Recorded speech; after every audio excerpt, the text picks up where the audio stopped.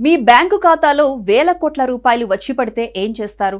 చాలా మంది లగ్జరీ కార్లు, ప్రైవేట్ జెట్ విమానాలు, బంగ్లాలు, పార్టీలు, జల్సాలు, విందులు, వినోదాల్లో మునిగి తేలిపోతారు. కానీ ఈ వ్యక్తి చేసిన పని వింటే మీరు షాక్ అవుతారు.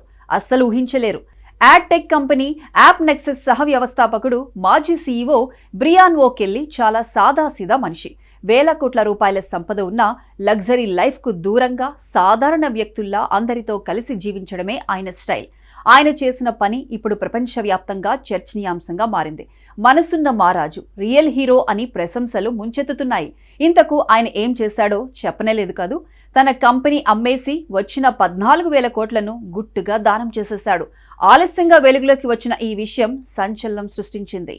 బ్రియాన్ ఓకెల్లీకి తన సంస్థలో 10% వాటాలున్నాయి. ఈ కంపెనీని 2018లో AT&T కంపెనీకి అమ్మేయడంతో బ్రియాన్కు తన వాటా కింద దాదాపు 14,000 కోట్లు వచ్చాయి. ఒక్కసారిగా అంత భారీ సంపద వచ్చినా పెద్దగా పట్టించుకోలేదు. తన కుటుంబ సభ్యుల భవిష్యత్తు కోసం కేవలం $100 మిలియన్ మాత్రమే ఉంచుకొని మిగతా $1.5 బిలియన్ అంటే మన కరెన్సీలో దాదాపు 14,000 కోట్ల రూపాయలను నిరుపేదలకు, చేయూతనిచ్చే సంస్థలకు విరాళంగా ఇచ్చేశాడు. అంత డబ్బు చేతిలోకి వచ్చి పడితే ఏం చేస్తారు? బ్రియాన్ కెల్లీ మాత్రం మరో ప్లాన్ వేశాడు. లగ్జరీ జీవితానికి దూరంగా నిరాడంబర జీవన శైలిని కొనసాగించాలని నిర్ణయించుకున్నాడు. తన సంపదను దానం చేసేయాలనే ఆలోచన వచ్చినప్పుడు నా భార్యతో కలిసి కూర్చొని పిల్లల భవిష్యత్తు గురించి ఆలోచించాం. మనకు అవసరమయ్యేది ఎంత అని లెక్కలు వేసుకున్నాం. $100 మిలియన్ సరిపోతాయని లెక్క వేసుకున్నాం. మిగిలిన డబ్బంతా ఇతరుల జీవితాల్లో వెలుగులు నింపడానికి ఉపయోగపడాలని నిర్ణయించుకున్నామని చెప్పారు. తన సంపదనంతా దానం చేసిన తర్వాత కూడా బ్రియాన్ కెల్లీ ఆగలేదు. మళ్లీ కొత్త స్టార్టప్ కంపెనీ మొదలుపెట్టారు.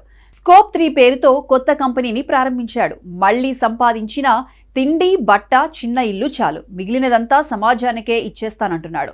పిల్లలు లగ్జరీగా పెంచకూడదు, వారి కాళ్లపై నిలదొక్కుని ఇతరులపై ఆధారపడకుండా స్వశక్తితో జీవించేలా శిక్షణ ఇవ్వాలి.